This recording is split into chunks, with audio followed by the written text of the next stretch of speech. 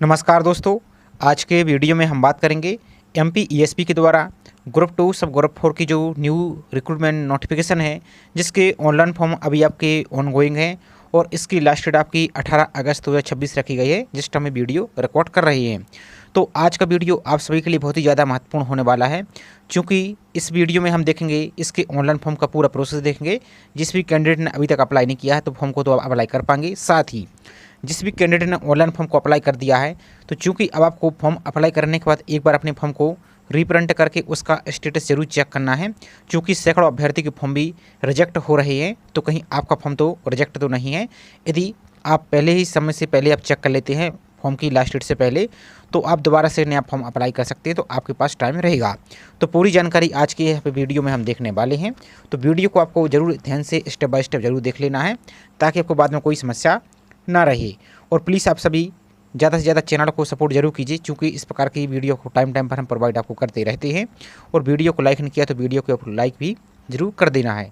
और जिस भी अभ्यर्थी ने फॉर्म को अप्लाई कर दिया है और फॉर्म में यदि किसी प्रकार का कोई मिस्टेक है या कोई भी आप संशोधन करना चाहते हैं, फॉर्म संशोधन की लिंक भी ओपन है। किस प्रकार से आपको फॉर्म को संशोधन करना है ऑलरेडी हमने चैनल पर वीडियो को प्रोवाइड कर दिया है, उसको आप देख सकते हैं। और छोटी सी भी गलती कर देते हैं फॉर्म में, तो आपका फॉर्म ईएसपी रिजेक्ट कर रहा है और आपको सूचना भी नहीं मिलती है कि आपका फॉर्म को रिजेक्ट कर दिया है। तो इस सभी समस्या से आपको बचना है। तो चलिए देख लेते हैं आज की पूरी इन्फॉर्मेशन को। तो नोटिफिकेशन तो आप सभी ने देख लिया होगा, तो आप देख लेंगे, क्योंकि इसमें हम समय ख़राब नहीं करते हैं, डायरेक्ट यहाँ पर हम काम की बात ही करते हैं। तो फॉर्म को आपको अप्लाई करने के लिए आप अपने ब्राउज़र को ओपन करेंगे और टाइप करेंगे MPESB। जो पहले ही लिंक दिख रही है इस पर आप क्लिक कर देंगे। इंग्लिश पर आपको क्लिक करना है। यहाँ पर देखिए जो ऑनलाइन फॉर्म दिख रहा है, इस ऑनलाइन फॉर्म पर आपको क्लिक कर देना है। आप जैसे इस पर क्लिक करते हैं, देखिए आपका एक और नया पेज ओपन हो जाएगा। थोड़ा सा वेट करेंगे तो अब आपका इस प्रकार का पेज ओपन हो जाएगा। तो यहाँ पर आएंगे आप, देखिए सबसे पहले आपको हम फॉर्म फिल का प्रोसेस दिखा देते हैं, ताकि आप इसको देख सकें और अपनी पोस्ट की और अन्य डिटेल को देख सकें। फिर इसके साथ ही हम फॉर्म जो स्टेटस है उसको कैसे चेक करेंगे वो तरीका भी आपको दिखा देंगे। तो नोटिफिकेशन को डाउनलोड करने के लिए इस PDF पर क्लिक करेंगे, आपका नोटिफिकेशन डाउनलोड हो जाएगा। ऑनलाइन फॉर्म को अप्लाई करने के लिए इस लिंक पर आप क्लिक कर देंगे, तो आपकी लिंक यहाँ पर ओपन हो जाएगी। इस लिंक पर आप क्लिक कीजिए, तो आपका इस प्रकार का पेज ओपन हो जाएगा। चेक बॉक्स को क्लिक आपको कर देना है। इस चेक बॉक्स को क्लिक कीजिए, आगे बढ़ा पर क्लिक कर देना है। अब आपका इस प्रकार का पेज ओपन हो जाएगा। आपका जो पंजीयन नंबर है, प्रोफाइल पंजीयन नंबर, वो फिल करना है। डेट ऑफ बर्थ को फिल करना है। कैप्चा को यहाँ पर फिल करना है और सत्यापित कर आगे बढ़ा पर क्लिक कर देना है। जैसे आप सत्यापित कर आगे बढ़ा पर क्लिक करते हैं, आपकी प्रोफाइल इस प्रकार की ओपन हो जाएगी। अब जिसके लिए इस प्रकार की प्रोफाइल ओपन करने में यदि आधार EKYC का ऑप्शन आपको आ रहा है, तो आपको अपनी प्रोफाइल में आधार कार्ड की EKYC कर लेनी है। EKYC कैसे करनी है इसका भी चैनल पर वीडियो मैंने प्रोवाइड किया है, उसकी लिंक आपको इसी वीडियो के डिस्क्रिप्शन में आप देखेंगे तो आपको मिल जाएगी। तो इस प्रकार का पेज आपका ओपन हो जाएगा। इसको कोई चेक कर लेना है, इसमें कहीं कोई मिस्टेक तो नहीं है। यदि मिस्टेक है तो अपनी प्रोफाइल को पहले सुधार लीजिए, ताकि बाद में आपको कोई समस्या ना रहे। प्रोफाइल पंजीयन कैसे सुधारना है इसका कल ही हमने वीडियो प्रोवाइड किया है, उसको आप देख सकते हैं। तो आपको यहाँ पर चेक कर लेना, इसमें कोई मिस्टेक तो नहीं है। यदि प्रोफाइल आप में कोई मिस्टेक है तो एडिट पंजीयन पर क्लिक करके इसको आप एडिट कर सकते हैं। इसके बाद आगे बढ़ा पर आपको क्लिक कर देना है। अब आपका इस प्रकार का पेज ओपन हो जाएगा। तो आपको अपने इनमें से कैटेगरी देनी है, भूतपूर्व सैनिक हैं, संविदा कर्मी हैं, दिव्यांग हैं, या इनमें से कुछ नहीं फ्रेशर हैं, तो बिना वर्ग पर आपको क्लिक करना है। अब बाकी एज संबंधी छूट है, तो यदि आप मध्य प्रदेश के भूतपूर्व सैनिक हैं तो की गई सेवा की अवधि यहाँ पर फिल करेंगे, और यदि नहीं है तो आपके प्रोफाइल में ही आपने नो पर क्लिक किया होगा, तो ये आपके ऑप्शन ऑटोमेटिक क्लोज रहेगा। इसके साथ देखिए यदि आप शासकीय कर्तव्य पर हैं, यानी आप गवर्नमेंट जॉब करते हैं और आप एज में छूट चाहते हैं तो यस कर देंगे, और यदि नहीं है तो नो पर क्लिक कर देंगे। इसके साथ देखिए नेक्स्ट है कि आप 1/1/1963 के बाद राष्ट्रीय छात्र सेना में पूर्णकालिक कैडेट अनुदेशक के रूप में भर्ती किए गए हैं, तो यस करेंगे, नहीं तो यहाँ पर भी आपको नो पर क्लिक करना है। इसका देखिए नेक्स्ट है कि आप मध्य प्रदेश शासन के अधीन छटनीशुदा कर्मचारी हैं, यदि हैं तो हाँ करेंगे, नहीं तो आपको नो पर ही क्लिक कर देना है। नेक्स्ट क्या विधवा, परित्यक्ता या तलाकशुदा हैं, तो यदि हैं तो हाँ करेंगे, नहीं तो नो पर क्लिक करना है। और यदि आप अनमेरिड हैं तो आपके ऑप्शन भी ऑटोमेटिक क्लोज रहेंगे। नेक्स्ट है कि आप आदिम जाति, अनुसूचित जाति, अनुसूचित जनजाति एवं पिछड़ा वर्ग कल्याण विभाग की अंतर्जातीय विवाह योजना से पुरस्कृत हैं, यानी आप इंटरकास्ट मैरिज से पुरस्कृत हैं, तो यस कर देंगे, नहीं तो नो पर क्लिक करना है। और आप अनमेरिड हैं तो ये भी आपके ऑप्शन क्लोज रहेगा। नेक्स्ट क्या विक्रम पुरस्कार से सम्मानित खिलाड़ी हैं, यदि हैं तो हाँ, नहीं तो यहाँ पर आप नो पर क्लिक कर देंगे। नेक्स्ट है जो शासकीय सेवा में यहाँ पर नियुक्ति के लिए इनमें से आपको बताना कि इनमें से कोई आप ऊपर एक एप्लीकेबल होता है तो इसमें आपको एज में 55 वर्ष तक की छूट मिल जाएगी और आपको बोनस नंबर भी मिल जाएगा। तो देखिए आपके पास देखिए जैसे अतिशेष कर्मचारी हैं, निर्वाचन के अतिशेष कर्मचारी हैं, या आपके पास एनसीसी सी सर्टिफिकेट है तो यहाँ पर यस करेंगे, नहीं तो नो पर आपको क्लिक करना है। इसका देखिए नेक्स्ट है पोस्ट प्रेफरेंस, तो इसको आपको सावधानीपूर्वक ही फिल करना है। तो click here to select preference पर आपको क्लिक कर देना है। अब आपका इस प्रकार का पेज ओपन हो जाएगा। अब चूंकि पहले समझ लीजिए जो पटवारी की पोस्ट आई हुई है पोस्ट सिर्फ दिव्यांग कैंडिडेट के लिए ही है। यदि आपकी कैटेगरी यहाँ पर प्रोफाइल में दिव्यांग है, डिसेबिलिटी रहेगी तो आपकी पटवारी की पोस्ट शो होंगी, तो पटवारी को आप अपने अनुसार प्रेफरेंस दे सकते हैं। और यदि आप फिजिकल हैंडीकैप नहीं है तो आपके लिए पटवारी की पोस्ट शो नहीं होगी। और पोस्ट कोड देखिए आपको 102 से ही शो होगी, चूँकि 97, 98, 99, 100 और 101 इन पोस्ट कोड को रिमूव कर दिया है। अब यदि आप जो भी वीडियो आप देख रहे हैं पुराना, तो वो आप समझ लीजिए कि वाली पोस्ट कोड आपको रिमूव कर दिया, आपकी जो नई पोस्ट कोड है यही आपको शो होगी। तो अपनी पोस्ट कोड को यहाँ पर आपको चेक कर लेना किस पोस्ट कोड के लिए आप एलिजिबल हैं। देखिए जैसे आपकी पंचरूम सहायक है, आपकी सुपरवाइजर है, पोस्ट कोड 104, इसमें ग्रेजुएशन आपके पास होना चाहिए। इस पोस्ट को मान लीजिए पहले नंबर पर आपको रखना है, तो इसको यहाँ पर हाँ पर क्लिक कर देंगे और 104 पर क्लिक कर देंगे, आपकी पोस्ट कोड यहाँ पर आ जाएगी।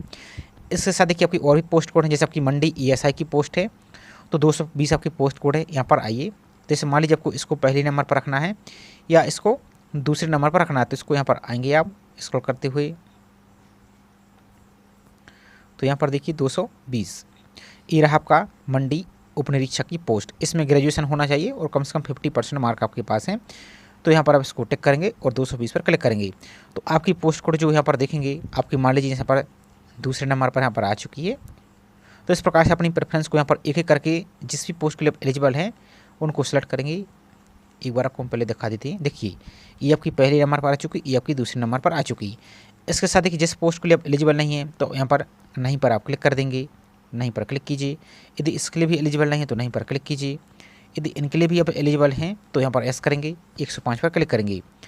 नेक्स्ट हमारे देखिए सहायक संपरीक्षक की पोस्ट है। यदि इसके लिए आपको जो भी क्रम पर रखना है, जैसे चौथे नंबर 5वें नंबर पर, तो एक एक करके इनको इस क्रम से आप अपने अनुसार यहाँ पर रखते जाइए। और जिस पोस्ट के लिए एलिजिबल है उनको ही आपको सेलेक्ट करना है, और जिसके लिए एलिजिबल नहीं है तो उनको यहाँ पर आप नो पर इस प्रकार से आपके लगे करते आएंगे। तो इस प्रकार से अपनी प्रेफरेंस को सभी को आपको एस नो में जानकारी आपको सेलेक्ट करनी है। और कोई भी प्रेफरेंस आपकी पोस्ट बचनी नहीं चाहिए। जिसके लिए एलिजिबल नहीं है उनको नहीं पर ही क्लिक करना है, नहीं तो आपका पेज आगे नहीं बढ़ेगा। अब यहाँ पर आएंगे देखिए जो कैंडिडेट मध्य प्रदेश के मूल निवासी नहीं तो यूआर कैटेगरी से अप्लाई कर सकते हैं। नेक्स्ट है रोजर पंजीयन। अब चूंकि रोजर पंजीयन की साइट बहुत ज़्यादा स्लो चल रही है, उसमें OTP ही नहीं आ रहा है, तो जो आपका नोटिफिकेशन आया था उस टाइम हमने वीडियो प्रोवाइड किया था, आपको पहले ही बताया था कि हमने रोजर पंजीयन की जानकारी वीडियो को प्रोवाइड किया हुआ है। उसकी साइट आपकी जब उस टाइम सही चल रही थी। अब समस्या ये है कि आप वीडियो देखते नहीं और सपोर्ट भी नहीं करते हैं। बाकी वीडियो तो आपको सैकड़ों मिल जाती है यूट्यूब पर, लेकिन जो आपको हम जानकारी टाइम टाइम पर प्रोवाइड करते हैं वो जिस भी कैंडिडेट ने ध्यान दिया होगा तो उनके लिए तो कोई आपको समस्या नहीं आई हुई। आपका सबमिट आपका फॉर्म आसानी से हो गया होगा। तो आपके पास रोजर पंजीयन नहीं है तो देखिए इसके बिना आप फॉर्म अप्लाई नहीं कर पाएंगे, चाहे आप MP के मूल निवासी हों या अदर स्टेट की। तो यहाँ पर हाँ पर क्लिक करेंगे। अब बहुत सी यहाँ पर आपको सलाह मिल रही है कि आप यदि फॉर्म अप्लाई करना चाहते हैं तो रोजर पंजीयन अभी कुछ भी फिल कर दीजिए, पंजीयन की दिनांक आप कुछ भी फिल कर दीजिए और जिले का नाम अभी कुछ भी फिल कर दीजिए। चूँकि इसकी फॉर्म करेक्शन की डेट 23 अगस्त तक है, तो इसमें फिर क्या कर लेंगे आप कि बाद में इसको करेक्शन कर लेंगे। तो एक बार आपको नोटिफिकेशन में जो भी क्वालिफिकेशन आपको दी गई उसको आपको लास्ट डेट यहाँ पर बोला गया है, लास्ट डेट या इसके पहले या लास्ट डेट तक, तो इसको एक बार नोटिफिकेशन आपको चेकआउट जरूर कर लेना है। उसके बाद आपको इस काम को ध्यान से करना है, नहीं तो बाद में फिर आपको कोई समस्या हो जाए, तो इस बात का आपको ध्यान रखना है। तो आप अपना पंजीयन नंबर फिल कर देंगे, पंजीयन की दिनांक फिल कर देंगे और पंजीयन का जिला आप फिल कर देंगे जिस भी जिले से आपने पंजीयन किया है। और रोजर पंजीयन आपको कैसे करना है तो ऑलरेडी चैनल पर वीडियो हमने प्रोवाइड किया हुआ है, मध्य प्रदेश के मूल निवासी भी हों या अदर स्टेट की। नेक्स्ट है कि आपने यहाँ पर आवेदित पद हेतु न्यूनतम शैक्षणिक अर्हता और अन्य योग्यता को अपना अच्छी तरीके से पढ़ लिया है, तो यहाँ पर हाँ पर ही आपको क्लिक करना है। इस प्रकार से क्लिक कीजिए। नेक्स्ट आपकी समग्र ID, यदि आपके पास समग्र ID है तो हाँ पर क्लिक करके इसकी जानकारी फिल कर देंगे, यदि नहीं है तो नो पर क्लिक कर देंगे। नेक्स्ट आपके एग्जाम सेंटर, तो टोटल आपको 11 एग्जाम सेंटर दिखे, तो एक एक करके सभी 11 के 11 ही आपको सिलेक्ट करने हैं। फर्स्ट है, सेकंड, थर्ड है, इस प्रकार से अपना फोर्थ, तो एक एक करके सभी को अपने जो भी एग्जाम सेंटर आपको रखना है जिस क्रम में उसको यहाँ पर सिलेक्ट कर लेंगे। इसके बाद घोषणा पत्र दिख रहा है, इसको क्लिक कर देंगे आप, टर्म एंड कंडीशन को एक्सेप्ट कीजिए और आगे बढ़ाए पर क्लिक कर देना है। जैसे अब नेक्स्ट पर क्लिक कर देते हैं तो आपको देखिए इस प्रकार का पेज ओपन हो जाएगा। तो आपको अपना एक एप्लीकेशन नंबर दिख रहा होगा, इसको पहले आप नोट कर लीजिए ताकि यदि पेज को बैक रिफ्रेश कर देते हैं तो आप इसी एप्लीकेशन नंबर को आगे फॉर्म को कंटिन्यू कर सकते हैं। और इसके बाद अपना एसेंशियल क्वालिफिकेशन को अपलोड करना होगा। तो देखिए पीडीएफ को 500 KB तक अपलोड करना है। अब बहुत सारे कैंडिडेट क्या कर देते हैं कि पीडीएफ ब्लर अपलोड कर रहे हैं, तो इस कारण से भी आपको फॉर्म रिजेक्ट हो रहे हैं। तो आपको करना क्या है, सिंपल, यदि आप ग्रेजुएशन वाली पोस्ट के लिए अप्लाई कर रहे हैं तो फाइनल सेमेस्टर या फाइनल ईयर की मार्कशीट, और कंप्यूटर वाली पोस्ट के लिए अप्लाई कर रहे हैं तो जो कंप्यूटर की सेकंड सेम की मार्कशीट होती है उसको, और यदि बाई चांस आप सीपीसीटी वाली पोस्ट के लिए अप्लाई कर रहे हैं तो सीपीसीटी का स्कोर कार्ड, इन तीनों को ही आपको, और यदि कोई और पोस्ट के लिए अप्लाई कर रहा है तो इसमें देखिए एक्सपीरियंस सर्टिफिकेट भी आपको अपलोड करना होगा। तो इन सभी को कंबाइन आपको पीडीएफ बना लेना है 500 KB तक, और ब्लर नहीं होनी चाहिए, इस बात का आपको ध्यान रखना है। तो चूज़ फाइल पर क्लिक करके पीडीएफ को यहाँ पर इस पर क्लिक कर देंगे तो आपकी पीडीएफ अपलोड हो जाएगी, और सबमिट डिटेल पर आपको क्लिक कर देना है। अब आपको इस प्रकार का पेज दिखेगा, आपका पूरा फॉर्म सबमिट हो गया है, भुगतान नहीं है, इस प्रकार का मैसेज आपको आएगा। तो इसके अपनी फीस को आपको पे करनी है। तो यहाँ पर आपको देखिए प्रिंट का ऑप्शन दिख रहा है, इस प्रिंट पर क्लिक करके अपने फॉर्म को प्रिंट कर लीजिए, तभी आपका पेमेंट वाला ऑप्शन ओपन होगा। यदि प्रिंट लेने में एरर आ रहा है तो सर इस पर क्लिक कर दीजिए और एक बार आप बैक आ जाइए। तो क्लिक करने के बाद आपको प्रोसीड टू पेमेंट का ऑप्शन दिख रहा है, इस पर क्लिक करके अपनी फीस को आप पे करेंगे। पे करने के लिए आपको अलग अलग प्रकार के ऑप्शन दिखेंगे, आप डेबिट कार्ड या यूपीआई यूज कर सकते हैं। तो यूपीआई पर आपको क्लिक कर देना है। यहाँ पर देखिए आपको पेटीएम दिख रहा है, एक आपको सेकंड ऑप्शन दिख रहा है, तो सेकंड ऑप्शन पर हम ऐसे क्लिक कर देते हैं। तो यहाँ पर देखिए आपको यूपीआई दिख रहा है, डेबिट कार्ड दिख रहा है, नेट बैंकिंग दिख रहा है, तो यूपीआई पर आपको क्लिक कर देना है। यहाँ पर आपको देखिए ऐप्स दिख रहा है, फ़ोनपे, गूगल पे, आप इस ऐप्स के माध्यम से पे कर सकते हैं। यह सबसे बेस्ट है आपका क्यूआर कोड, तो क्यूआर कोड पर आपको क्लिक कर देना है। क्यूआर कोड पर क्लिक करने के बाद आपको यहाँ पर ऑप्शन दिखेगा शो क्यूआर कोड, इस शो क्यूआर कोड पर आपको क्लिक करना है। तो आप गूगल पे, फ़ोनपे, पेटीएम किसी माध्यम से इसको स्कैन करके अपनी फीस को पे कर देना है, और पे करते टाइम आपको पेज को बैक या रिफ्रेश नहीं करना है। तो कुछ ही सेकंड आपका पेमेंट कंप्लीट हो जाएगा। पेमेंट कंप्लीट होने के बाद देखिए आपको यहाँ पर भुगतान है, इस प्रकार का ऑप्शन आपको देखने को मिल जाएगा। तो आपका फॉर्म यहाँ पर कंप्लीट हो गया है। अब यहाँ पर लास्ट पे आएंगे तो प्रिंट पर क्लिक करके अपने फॉर्म का प्रिंट आपको ले लेना है। तो यहाँ तक तो प्रोसेस था आपको फॉर्म को अप्लाई करने का। अब चलिए जो अभ्यर्थी यहाँ से फीस पे नहीं कर पाए हैं वो, और जिसने फॉर्म को अप्लाई कर दिया है वो अपना फॉर्म का स्टेटस कैसे चेक करेंगे, तो वो तरीका और अब आप समझ लीजिए। तो अब आप होम पेज पर आएंगे तो होम पेज पर आपको देखिए सबसे ऊपर ही दिख रहा है आवेदन की स्थिति एवं भुगतान। तो यहाँ से अपने आवेदन की स्थिति भी चेक कर सकते हैं, और यदि पेमेंट नहीं किया तो पेमेंट भी आप कर सकते हैं। तो आपका एप्लीकेशन नंबर फिल करना है जो अभी आपने स्क्रीनशॉट लिया था, डेट ऑफ बर्थ को फिल करना है, प्रोफाइल को पासवर्ड को फिल करना है। अब प्रोफाइल पासवर्ड जिसके लिए याद नहीं है तो यहाँ पर दिख रहा है जो लिंक, यहाँ पर देखिए इस लिंक पर क्लिक करके अपना प्रोफाइल पंजीयन number, register mobile number fill करके पासवर्ड को फॉरवर्ड कर लीजिए, और फिर वो वाला पासवर्ड आपको इस वाले बॉक्स में फिल करना है, कैप्चा को फिल करना है, और यहाँ पर देखिए आगे बढ़ाए पर क्लिक करना है। अब आगे बढ़ाए पर क्लिक करते हैं तो देखिए 2-3 आपके तरीके यहाँ पर देखने को यहाँ पर मिल जाएंगे।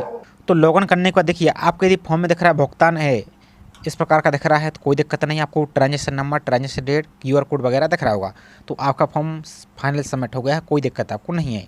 लेकिन दूसरा स्थिति यदि आपको दिख रही है कि भुगतान नहीं है, चूँकि आपने यदि पेमेंट तो कर दिया लेकिन यहाँ पर दिख रहा है भुगतान नहीं है, तो इस कारण क्या हो सकता है कि सर्वर, बैंक के सर्वर इश्यू के कारण या किसी टेक्निकल समस्या के कारण आपका पेमेंट फेल हो गया है। तो यदि आपका पेमेंट कंप्लीट नहीं होगा तो आपका फॉर्म सबमिट नहीं माना जाएगा और आपका एडमिट कार्ड नहीं आएगा। तो ऐसी स्थिति में आप दोबारा से नया फॉर्म फिल नहीं करना, आपको इसकी पेमेंट आपको कर देना है, और जो पेमेंट आपकी फेल हुई वो कुछ दिन में आपकी इसी अकाउंट में वापस आ जाएगी जिससे आपने पे किया है। या आप चाहें तो MP ऑनलाइन के हेल्पलाइन नंबर पर बात भी कर सकते हैं, जो कि और तीसरी सबसे खतरनाक स्थिति है यह आवेदन निरस्त है। यदि ऐसा दिख रहा है तो इस स्थिति में आपको करना क्या है कि आपने या तो डॉक्यूमेंट गलत मतलब ब्लर अपलोड कर दिए होंगे, दूसरी बात आपकी फ़ोटो, सिग्नेचर और हैंड रिटन टेस्ट, ये आपका ब्लर या कोई लाइन आपकी कट फट गई होगी, तीसरा आपके फॉर्म में यदि कोई मिस्टेक है, तो मेजर कारण तो यही होते हैं, इस कारण से आपका फॉर्म को निरस्त कर दिया जाता है। तो आपको एक बार आपको चेक कर लेना है, फॉर्म की लास्ट डेट एंड होने से पहले कम से कम 2 से 3 घंटे पहले भी आप इसको चेक कर लीजिए ताकि बाद में कोई आपको दिक्कत ना हो। तो ये तो रहा तरीका। अब दूसरा वह है कि यदि आप एप्लीकेशन नंबर नोट ही नहीं कर पाए हैं तो एक लिंक और आपको दिख रही है ये वाली, इस पर क्लिक करके आप अपना प्रोफाइल पंजीयन नंबर और पासवर्ड फिल करके आप अपने एप्लीकेशन नंबर को यहाँ से फाइंड कर सकते हैं। देखिए यहाँ पर प्रोफाइल पंजीयन नंबर, डेट ऑफ बर्थ और प्रोफाइल पासवर्ड कैप्चा फिल करके लॉगिन पर क्लिक करके आपका यहाँ पर एप्लीकेशन नंबर शो हो जाएगा जो भी अपना फॉर्म फिल किए, उसमें से ग्रुप 2 सब ग्रुप 4 का आपको नोट कर लेना है, और फिर यहाँ पर आपको होम पेज पर आकर अपना प्रिंट ले लेना है। बाकी अप्लाई करने में, पेमेंट करने में कोई आपको दिक्कत है, कोई भी समस्या है तो इनका जो हेल्पलाइन नंबर इसी वेबसाइट पर आपको होम पेज पर मिल रहा है, ये वाला यहाँ पर आइए आप, तो देखिए ये MP ऑनलाइन का नंबर है और ये ESP का। यदि पेमेंट में या फॉर्म में कोई दिक्कत है तो जो MP ऑनलाइन के नंबर है इन पर ही आपको कॉन्टैक्ट कर लेना है और आपको जल्दी ही फॉर्म को अप्लाई कर देना है, चूँकि लास्ट डेट आपकी यहाँ पर जल्दी समाप्त होने वाली है। और आपकी ग्रुप 3 की नई वैकेंसी भी आ चुकी है, असिस्टेंट जो सब इंजीनियरिंग की वैकेंसी है, तो कल से आपके उसके ऑनलाइन फॉर्म प्रारंभ आपके हो जाएंगे। तो इन पर आप कॉन्टैक्ट कर सकते हैं। तो ये छोटी सी इन्फॉर्मेशन थी, आई होप जानकारी आपको पसंद आई होगी। जानकारी पसंद आए तो वीडियो को लाइक कीजिए, चैनल को सब्सक्राइब नहीं किया है तो चैनल को सब्सक्राइब करके ज़रूर रख लीजिए, ताकि इसी प्रकार की अपडेट आपको टाइम टाइम पर मिल सके। और जिसने फॉर्म संशोधन करना है तो फॉर्म का संशोधन करने का वीडियो ऑलरेडी अपलोड कर दिया है, उसमें आप देख सकते हैं कौन कौन सी डिटेल आप एडिट कर पा रहे हैं। तो उसमें लगभग आप प्रोफाइल पंजीयन से लेकर फाइनल फॉर्म की सबमिट करने की A to Z डिटेल को आप एडिट कर सकते हैं, कोई आपको दिक्कत नहीं है, बाकी आप उसको आप देख सकते हैं। तो चलिए मिलते हैं इसी तरीके से एक और नई जानकारी के साथ। जय हिंद।